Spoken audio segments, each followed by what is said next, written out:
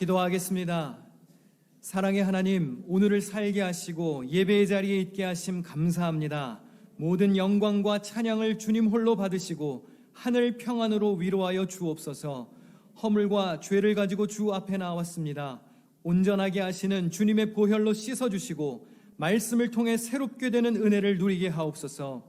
객지, 외국, 군대, 병상에 있는 성도들을 위해 기도합니다. 온라인으로 예배에 동참하는 이들도 있습니다. 치료의 기쁨이 있게 하시고 동일한 예배의 은총을 주시옵소서. 아름답게 완성되어가는 예배 장소를 바라보며 우리도 헌신과 섬김을 결단하게 하시고 남아있는 모든 공사 과정이 순조롭고 안전하게 진행되게 하옵소서. 출타 중이신 감독님, 남은 일정 중에 함께 하시고 건강하게 돌아오시도록 인도하여 주시옵소서. 말씀 전하기 위해 섰습니다. 부족한 종에게 성령의 능력을 더하여 주옵소서. 진리를 선포하게 하시고 듣는 이들에게는 깨달음과 은혜가 있게 하옵소서. 악한 영 예배를 방해하지 못하도록 오직 주의 영광으로 이 시간과 공간을 성별하시고 은혜만 되게 하여 주시기를 원합니다. 감사하며 예수님의 이름으로 기도드립니다. 아멘. 할렐루야. 주님의 평강이 함께 하시기를 축원합니다. 제가 또 설교하게 되었습니다. 목사님들께서 아직 감염과 격리 등으로 몇 분만 자유로운 상황입니다. 예배 사회와 또 전체 진행 등으로 바삐 움직이셔야 해서 어쩔 수 없이 저를 또 보시게 되었습니다. 그래도 반갑습니다. 네. 감독님은 이번 주 화요일에 귀국하십니다. 안전하고 건강하게 돌아오시도록 기도해 주시기를 바랍니다. 또 여러분도 건강하시기를 바랍니다. 우리 요한삼서 1장 2절을 같이 읽어보겠습니다. 시작. 사랑하는 자여, 내 영혼이 잘됨 같이 내가 범사에 잘되고 강건하기를 내가 간구하노라. 아멘. 건강하셔야 합니다. 건강을 위해 기도해야 하고 노력해야 합니다. 물론 이것이 쉬운 것은 아니지요. 아무리 노력해도 아플 수 있습니다. 코로나도 그렇습니다. 이제는 누가 걸렸다 그러면 그런가 보다 해야지 어떻게 하겠습니까? 이게 뭐 죄를 지어서 걸리는 병도 아니고 백신을 3번이나 맞고도 막을 방법이 없는 것이라면 우리 힘으로 어떻게 할 수 있는 것이 아니지요. 이제 스스로 조심하고 사는 수밖에는 없습니다. 그렇다고 방심하지는 마시고요. 계속 조심하시고 또 발표되는 수칙도 잘 따르셔야 합니다. 또 건강한 삶을 위해 기도하고 노력하셔야 합니다. 아마 다 이런 기도 하실 겁니다. 하나님, 나 건강하게 해주세요. 우리 자녀들 또 우리 교회 식구들 건강하게 해주세요. 그렇게 기도하시죠? 예, 혹시 안 하시면 기도하셔야 합니다. 그리고 기도하시는 분들은 잘 기억하셔야 합니다. 기도했으면 기도한 사람답게, 기도한 사람처럼 살아야 합니다. 기도만 하고 생활은 바꾸지 않는 사람처럼 답답한 것도 없습니다. 건강하게 해주세요. 기도하셨습니까? 그러면 건강하게 생활해야 합니다.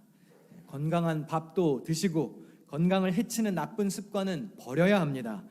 운동도 하셔야 하고 영양제도 챙겨 드시고 때 되면 자야지요. 휴식을 취해야 건강할 수 있습니다. 기도는 당연히 해야 하는 것이죠. 근데 건강하게 기도해달라고 하면서 여전히 불량식품 먹고 끊을 거 안 끊고 운동도 안 하고 늦게 돌아다니고 잠도 안 자고 건강하지 못한 생활 습관은 그대로 다 유지한다면 그건 무책임한 삶이죠. 그건 건강 한계 이상한 거죠. 그렇죠? 기도와 여러분들의 삶이 일치해야 합니다. 아멘. 아무리 노력해도 아플 수 있죠. 그래서 하나님의 보호와 은혜를 위해서도 기도해야 합니다. 저를 따라서 한번 해보겠습니다. 영혼이 잘 되고 범사가 잘 되며 강건하기를, 그렇게 기도하시기를 바랍니다. 자기 자신을 위해서도 또 사랑하는 사람을 위해서 그렇게 기도해야 합니다. 우리 옆에 계신 분들하고도 인사하겠습니다. 건강하시기 바랍니다. 인사하겠습니다. 건강하세요. 건강하시기 바랍니다. 2022년 견실한 믿음으로 흔들리지 말고 주의 일에 더욱 힘쓰는 한 해가 되자고 했습니다. 견실하고 흔들리지 않으려면 기초가 튼튼해야 합니다. 그래서 뉴욕 기둥교회는 신앙의 기초를 견실히 하기 위해 영적 내진 설계를 잘 하자는 취지에서 내진설계 시리즈 말씀을 이어가고 있었습니다. 신론, 인간론, 죄론, 구원론 등 기독교 신앙의 기초를 한 주에 하나씩 전하고 있었는데요. 오늘 제가 이미 녹화해서 뉴욕 기둥교회로 보낸 설교와 동일한 말씀을 여러분에게도 전하겠습니다. 하필 오늘 주제가 사탄입니다. 사탄. 좀 무거운 주제일 수는 있지만 여러분들 신앙생활에 잘 적용해 볼 수 있는 교훈으로 삼으시고 말씀을 통해 은혜가 있으시기를 축원합니다. 제가 어렸을 때 교회 학교에서 이제 사탄에 대한 말씀을 들으면 이런 그림들을 상상하곤 했었습니다. 어둡고 또 무섭고 공격할 준비가 되어 있는 그런 괴상망측한 뿔 달린 생명체를 떠올렸습니다. 꿈에 나올까봐 무서우시죠? 그래서 빨리빨리 보여드렸습니다. 교회를 빠지거나 부모님, 선생님 말씀을 잘 안 들으면 이런 괴물들이 꿈속에 나온다든지 나중에 이런 사탄에게 괴롭힘을 당한다는 협박 내지는 경고를 들으며 무서워했던 기억이 납니다. 여러분은 어떠십니까? 사탄, 마귀, 귀신 이런 이야기를 접하면 저런 무서운 이미지가 떠오르지는 않으신지요? 우리가 신앙생활하면서 가장 권위를 두어야 할 자료는 바로 하나님의 말씀인 성경입니다. 할렐루야. 성경 말씀을 최고의 가치로 여기며 살아야 합니다. 그러면 성경은 사탄을 어떻게 설명할까요? 사실 성경에 사탄에 대한 많은 정보가 있는 것은 아닙니다. 사탄이 어디에서부터 왔고, 사탄이 정확히 무슨 일을 하고, 그가 어떻게 생겼고, 주로 어떤 사람들을 괴롭힌다는 그런 구체적인 정보가 나와 있지 않습니다. 간혹 성경의 인물들이 환상을 통해서 이상한 생명체를 보는 경우도 있지요. 그러나 그것이 사탄의 모습이라고 단정하기는 어렵습니다. 게다가 정확히 묘사된 것도 아니기 때문에 그림을 그려내기란 또 무리가 있습니다. 이것이 무엇을 의미하겠습니까? 사탄의 생김새, 사탄의 다른 특징을 밝혀내는 것이 성경의 관심사는 아니라는 얘기입니다. 그러니까 어디 가서 막 사탄의 정체를 밝혀드립니다. 4주 세미나 이런 거 하면 안 가셔도 돼요. 이상한 데일 가능성이 큽니다. 성경 말씀이 우리에게 뭐라고 말하는지가 제일 중요하고 그 말씀이 가는 곳까지만 가야 합니다. 성경은 사탄에 대해서 우리에게 어떤 단서를 줄까요? 우선 구약 성경에 등장하는 사탄을 보겠습니다. 사탄이 히브리어로 사탄입니다. 사탄. 옛날 개역 한글 성경에는 사단이라고 번역을 해서 어르신들 중에는 사단이라고 발음하시는 분들도 계세요. 그게 잘못된 것은 아닙니다. 지적할 필요는 없는데 개역 개정 성경은 사탄이라고 번역을 했습니다. 그리고 정확한 원문의 발음은 사탄입니다. 벌써 발음부터가 별로죠, 그렇죠? 발음부터가 사탄스럽습니다. 이 히브리어 사탄은 고발자라는 뜻이 있습니다. 적대자, 방해자라는 뜻입니다. 신약 성경에 등장하는 악마나 귀신의 개념이라기보다 구약 성경 안에서는 천상의 존재 중 하나로 이해해야 합니다. 대표적으로 욥기 1장에 보면 하나님 곁에 사탄이 등장합니다. 욥기 1장 6절에 하루는 하나님의 아들들이 와서 여호와 앞에 섰고 사탄도 그들 가운데 온지라. 하나님의 아들들, 그러니까 천상에 소속된 영적 세계의 구성원들을 말합니다. 그러니까 천사라고 할 수도 있겠죠. 이들 중에 누가 같이 있습니까? 사탄이 함께 등장합니다. 사탄은 세상을 두루 다니며 감찰하고 하나님께 와서 고발하는 그런 검사와 같은 역할을 합니다. 스가랴 3장에서도 비슷하게 언급이 됩니다. 대제사장 여호수아는 여호와의 천사 앞에 섰고 사탄은 그의 오른쪽에 서서 그를 대적하는 것을 여호와께서 내게 보이시니라. 여호와께서 사탄에게 이르시되 사탄아 여호와께서 너를 책망하노라. 예루살렘을 택한 여호와께서 너를 책망하노라. 하나님의 통제 하에 고발자, 대적자 역할을 하는 천상의 존재가 바로 사탄입니다. 조금 전 말씀에서는 사탄이 유다와 예루살렘의 죄를 고발하는 역할을 하고 있죠.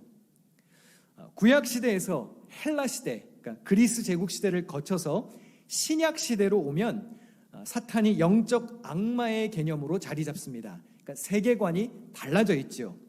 여러분들이 신약 성경을 읽다 보시면 사탄이 어떻게 하나요? 막 사람 몸속에 들어가서 질병을 일으키기도 하고 또 사람의 마음을 지배하기도 합니다. 누가복음 13장에 보면 18년 동안 등이 굽어서 펴지 못하는 여인이 등장합니다. 성경은 그 여인의 병이 단순한 육체적 질병이 아니라 사탄으로 인한 영적 질병이라고 설명합니다. 누가복음 13장 16절입니다. 18해 동안 사탄에게 매인받은 이 아브라함의 딸이라고 설명하죠. 또 예수님을 배신하고 넘겨준 가룟 유다, 그의 행실도 사탄의 지배에 의한 것으로 묘사됩니다. 누가복음 22장에 12 중 하나인 가룟이라 부르는 유다에게 사탄이 들어가니 이에 유다가 대제사장들과 성전 경비대장들에게 가서 예수를 넘겨줄 방도를 의논했다고 그랬습니다. 이렇게 사탄은 구약 성경에서는 죄를 고발하고 우리를 적대하는 천상의 존재 중 하나로, 그리고 신약 성경에서는 각종 질병과 죄를 일으키는 악마와 같은 존재로 등장합니다. 자, 여기까지 설교 듣고 이제 집에 가시면 사탄을 이론적으로 잘 요약하고 정리한 좀 지루하고 딱딱한 교리에 그쳐버리고 말 것입니다. 그러나 사실 사탄은 우리의 실제 삶과 멀리 떨어져 있는 것이 아닙니다. 오늘 본문이 그 사실을 잘 알려주지요. 오늘 말씀에 보면 예수님이 제자들에게 처음으로 죽음과 부활에 대해 말씀하십니다. 본문 21절을 같이 읽어보겠습니다. 시작. 그때부터 예수께서는 자기가 반드시 예루살렘에 올라가야 하며 장로들과 대제사장들과 율법학자들에게 많은 고난을 받고 죽임을 당해야 하며 사흘째 되는 날에 살아나야 한다는 것을 제자들에게 밝히기 시작하셨다. 이전까지 예수님은 권위 있는 가르침과 다양한 기적을 통하여 당신이 하나님의 아들이라는 사실, 메시아라는 사실을 드러내는 일에 주력하셨습니다. 그러나 이제 예수님은 당신의 진짜 정체를 밝히시고자 했습니다. 예수님이 이 땅에 오셔서 계속 화려한 쇼맨십을 보이려고 오신 것은 아니었죠. 고난받는 메시아, 죽임당할 메시아가 될 것임을 드러내기 시작하셨습니다. 십자가 위에서 인류의 죄를 해결하는 것이 예수님이 받은 이 땅 위의 사명이었기 때문이죠. 그래서 예수님이 비로소 입을 열어서 앞으로 당신이 당할 고난과 죽음과 부활에 대해 예고하시기 시작했습니다. 그런데 지금까지 제자들이 보여주었던 반응, 놀라운 가르침과 화려한 기적을 보았을 때와는 사뭇 다른 반응이 나타납니다. 본문 22절입니다. 베드로가 예수를 붙들고 항변하여 이르되 주여 그리 마옵소서, 이 일이 결코 주께 미치지 아니하리이다. 안 된다는 거예요. 예수님이 하시는 일이 안 된다는 겁니다. 이제 희망을 좀 봤는데, 내가 모시는 선생님이 이제 좀 유명세를 타고 있는데 이대로만 쭉 잘 가면 로마 압제 아래에 있는 우리들이 자유와 해방도 얻을 수 있을 것 같고, 예수님이 왕으로 군림하시면 우리도 한 자리씩 차지할 수 있을 것 같은데 죽는데요. 얼마나 초치는 얘기입니까? 그래서 베드로가 나서서 말렸습니다. 안 된다고. 그런데 놀라운 것은 예수님의 반응입니다. 본문 23절을 같이 읽어보겠습니다. 시작. 예수께서 돌이키시며 베드로에게 이르시되 사탄아 내 뒤로 물러가라, 너는 나를 넘어지게 하는 자로다. 예수님이 베드로에게 뭐라고 말씀하십니까? 사탄아 물러가라. 베드로가 뭘 그렇게 잘못했나요? 돈 받고 팔아버린 가룟 유다 같은 인간도 있었는데 베드로가 사탄 소리까지 들어야 할 만큼 큰 잘못을 저질렀나요? 베드로가 예수님 염려했던 것 아니던가요? 예수님의 위대하심과 거룩하심을 변호하고 예수님 죽지 않았으면 하는 사랑의 마음으로 했던 말 아니던가요? 여기서 우리는 베드로의 만류를 좀 세심하게 관찰할 필요가 있습니다. 본문 22절을 다시 한번 읽어보겠습니다. 시작. 베드로가 예수를 붙들고 항변하여 이르되 주여 그리 마옵소서, 이 일이 결코 주께 미치지 아니하리이다. 여기서 베드로가 예수님을 붙들고 항변했다고 했습니다. 헬라어 원문을 살펴보면 붙들다라는 말이 따로 예수님을 무리에서 떼어내어 별도로 만났다는 뜻입니다. 그리고 항변했다는 말은 야단을 쳤다는 뜻이에요. 그러니까 베드로가 뭘 한 거죠? 예수님 이리 좀 와보세요. 잠깐 나 좀 봅시다. 저기 뒤로 따로 예수님을 데리고 간 거예요. 그리고 뭐라고 그런 거죠? 예수님을 혼낸 거예요. 지금 장난해요 지금? 하시던 대로 하세요. 이대로 쭉 가면 되잖아요. 뭘 십자가를 지고 죽는다고 야단이에요. 예수님을 꾸짖었습니다. 이 당시 시대적 상황에서 랍비와 제자의 문화를 고려한다면 이건 절대로 일어날 수 없는 일입니다. 이건 하극상이지요. 어디 제자가 랍비한테 혼을 냅니까? 베드로가 예수님께 그리 마옵소서 이렇게 점잖게 번역되어 있는데 원문을 살펴보면 절대로 그런 일은 일어날 수 없다라고 되어 있습니다. 주님이 하시겠다는데, 그렇잖아요. 예수님이 하시겠다는데 감히 사람이 안 된다는 거예요. 이것은 무지와 교만의 극치라고 할 수 있죠. 이 이야기 바로 앞에는 빌립보 가이사랴에서 베드로가 예수님을 이렇게 멋있게 고백했었습니다. 주는 그리스도시요 살아계신 하나님의 아들이시니이다. 그때 예수님은 이렇게 응답하셨습니다. 네가 복이 있도다. 너는 베드로라. 내가 이 반석 위에 내 교회를 세우리니 음부의 권세가 이기지 못하리라. 베드로가 주님을 메시아라고 고백했습니다. 하나님의 아들로 고백했습니다. 그리고 예수님은 베드로에게 교회를 세울 반석이라고 칭찬하셨습니다. 이게 불과 몇 절 앞에서 일어났던 일입니다. 같은 장이에요. 어쩌면 여러분 성경에 같은 페이지에 있을 겁니다. 그런데 지금은 베드로가 예수님의 뜻을 가로막고 있고 오히려 예수님을 책망하고 있습니다. 그리고 예수님은 반석이라 칭찬했던 베드로를 사탄이라고 꾸짖습니다. 믿음의 반석이 한순간에 걸림돌이 되었고 천국 열쇠를 받았던 베드로가 갑자기 사탄으로 전락해버렸습니다. 베드로가 왜 갑자기 사탄이 되었을까요? 본문 23절에 사탄아 내 뒤로 물러가라. 너는 나를 넘어지게 하는 자로다. 네가 하나님의 일을 생각하지 아니하고 도리어 사람의 일을 생각하는도다. 베드로가 예수님보다 앞서갔습니다. 그래서 예수님이 내 뒤로 물러나라 하신 거예요. 하나님의 일을 생각하지 않고 사람의 일을 생각했습니다. 감히 너의 인간적인 생각으로 하나님의 뜻을 뒤흔들려 하지 말고 내 뒤에 서서 겸손히 잘 따라오기나 하라는 말씀인 것입니다. 마태복음 4장에 보면 예수님이 광야에서 사탄에게 시험을 받으십니다. 그때 3번씩이나 예수님을 유혹한 사탄에게 예수님은 이렇게 말씀하셨습니다. 사탄아 물러가라. 기록되었으되 주 너의 하나님께 경배하고 다만 그를 섬기라 하였느니라. 광야에서 사탄에게 하셨던 말씀을 지금 베드로에게 똑같이 하고 계십니다. 지금은 누가 사탄이 된 겁니까? 베드로가 사탄으로 변해버린 거예요. 여러분 잘 기억해야 합니다. 우리가 제자의 사명을 잘 감당하면 교회의 기초가 되는 바위, 반석이 될 수 있습니다. 그러나 우리가 예수님의 길을 방해하면 같은 돌은 돌인데요, 걸림돌이 되는 겁니다. 한번 생각해 볼 필요가 있습니다. 오늘 예배드리는 나는 우리 교회의 디딤돌인가 아니면 걸림돌인가? 나는 하나님의 뜻을 이루는 일에 있어서 디딤돌의 역할을 하고 있는가 아니면 걸림돌의 역할을 하고 있는가?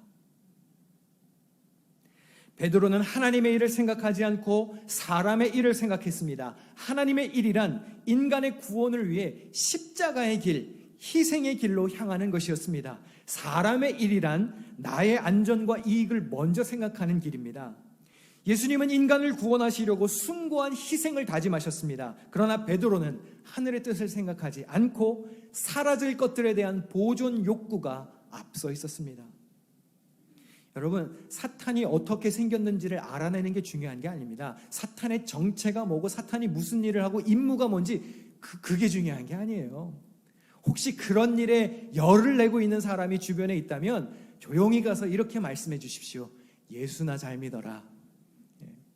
예수님도 알기 어려우면서 사탄을 알 시간이 어디 있어요? 성경에 잘 나와 있지도 않는데 예수님을 더 알아가는 일에 힘쓰시기를 바랍니다.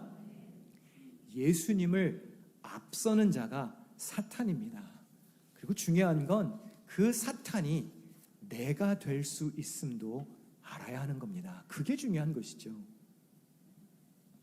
주님은 십자가의 길을 가시려고 하고 희생과 섬김, 자기 비움의 길로 가고 계시는데 나는 내 인간적인 야망과 욕심 때문에 내 판단과 내 생각으로 주님의 길을 거부하고 주님 그건 아니잖아요.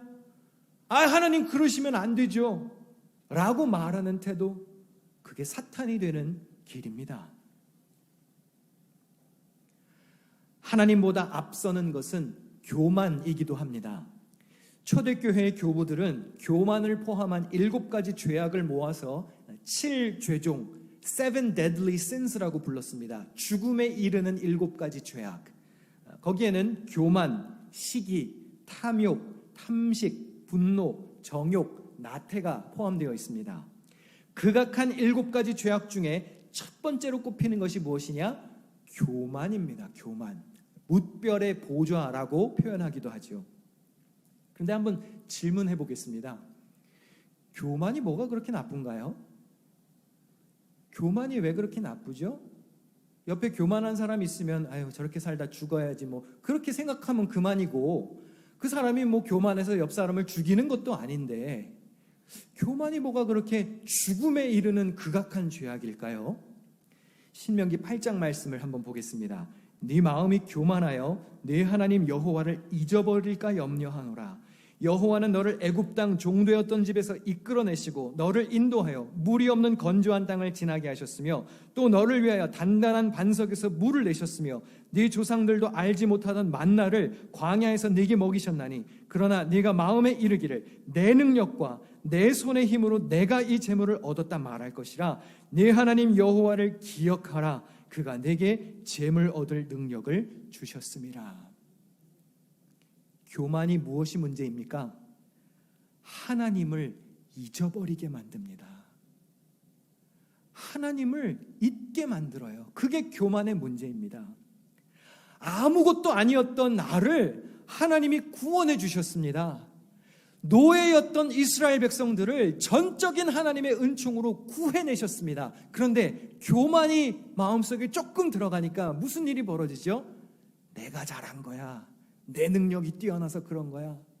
하나님은 온데간데 없고 나의 모습이, 나의 자아가 중심에 자리 잡게 되는 겁니다. 베드로가 조금 전까지 예수님을 그리스도시라고 살아계신 하나님의 아들이라고 고백했습니다. 그래서 그 고백 위에, 믿음의 고백 위에 교회를 세우시겠다는 예수님의 영광스러운 칭찬도 들었습니다. 그런데 지금은 자신이 고백한 그 메시아보다 자기 자신이 하나님의 뜻을 더 많이 아는 것처럼 말하고 있습니다. 예수님의 반응은 사탄아 내 뒤로 물러가라였습니다. 나를 앞서지 말라는 호통이지요. 누가 누굴 야단치냐는 것입니다. 이 말씀은 오늘 우리에게 경고합니다. 여러분, 조금 전까지 성령 충만하셨을 수 있습니다. 방금 전까지 은혜 받고 거룩한 삶을 살아왔을 수도 있습니다. 그러나 한순간입니다. 순간적으로 하나님의 뜻을 분별하지 못해 걸림돌이 된다면 우리는 사탄으로 전락하는 것입니다. 선줄로 생각하는 자는 넘어질까 조심하라 그랬고, 교만은 패망의 선봉이라고 말한 말씀을 기억해야 합니다. 오늘 우리가 예배를 시작하며 불렀던 찬양이 있습니다. 오늘 이곳에 계신 성령님. 거기 후렴 가사에 이런 가사가 나옵니다. 주님보다 앞서지 않고 겸손하게 주님의 말씀 기다리니 주님 손에 우리를 드립니다. 사랑으로 인도하소서. 여러분, 오늘 예배를 시작하시면서 주님보다 앞서지 않게 해주십시오라고 찬양으로 고백했습니다. 그런데 문제는 이게 잘 안 된다는 거죠. 이게 잘 안 되고 우리가 주님보다 앞서가니까 자꾸 사탄이 되는 것이죠. 내 생각에 안 맞으니까, 안 된다고 주님을 붙잡는 겁니다. 그리고 항변하는 겁니다. 그리고 주님을 책망하기까지 합니다. 감히 피조물이 창조주에게 대들어버립니다. 안 된다고. 사랑하는 성도 여러분, 우리가 걸어가야 할 길은 너무나 분명합니다. 본문 24절을 같이 읽어보겠습니다. 시작. 누구든지 나를 따라오려거든 자기를 부인하고 자기 십자가를 지고 나를 따를 것이니라. 자기를 부인한다는 말은 자기 자신과 아무런 관계가 없는 사람인 것처럼 살라는 뜻입니다. 즉, 자기 자신을 이미 죽은 사람 취급하라는 뜻이죠. 인간적인 안전, 행복에 대한 본능적인 욕구를 거부하면서 살라는 말씀입니다. 마치 사도 바울이 갈라디아서에서 이렇게 고백한 것과 같은 맥락입니다. 내가 그리스도와 함께 십자가에 못 박혔나니 그런즉 이제는 내가 사는 것이 아니요 오직 내 안에 그리스도께서 사시는 것이라. 아멘.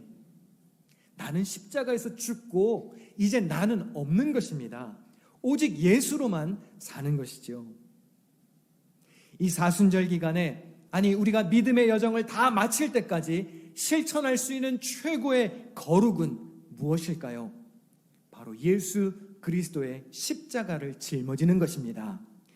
인간적인 영광은 버리고 희생과 고난과 섬김을 따라가는 삶입니다. 나는 죽고 예수로 사는 삶, 나를 부인하고 십자가를 짊어지는 삶, 사람의 일을 뒤로하고 하나님의 일을 생각하는 삶, 그런 하나님 마음에 합한 삶이 되시기를 축원합니다. 혹시 하나님보다 앞서가고 계십니까? 오늘 설교의 제목처럼 물러가라 하신 말씀, 이 예수님의 음성이 여러분들의 마음속에 새겨지시기를 바랍니다. 저를 한번 따라서 해보실까요? 물러가라. 그렇게 얌전하게 해가지고 사탄이 물러가겠습니까? 다시 한번 더 크게 물러가라. 물러가라. 여러분들 속에 하나님의 일을 생각하지 않고 인간적인 욕심과 죄를 떠올리는 경우가 생긴다면 그렇게 외치시기를 바랍니다. 질병도 어떻게 하라? 물러가라. 죄악도 사탄의 도구로 쓰임받는 서글픈 인생에서 벗어나 겸손히 주님의 말씀대로 순종하는 그런 견실한 믿음의 주인공들이 되시기를 축원합니다. 기도하겠습니다. 사랑의 하나님, 하나님보다 앞서지 말아야 하는데 자꾸 사람의 일을 생각하게 되는 우리의 연약함과 미련함을 용서하여 주옵소서. 주님의 일을 방해하는 걸림돌이 되지 않기를 원합니다. 반석이라는 칭찬을 듣는 복된 자녀 되게 하여 주시옵소서. 나 자신을 부인하고 십자가를 짊어지는 결단이 있게 하옵소서. 나는 죽고 예수로 살아가는 삶이 되게 하여 주시옵소서.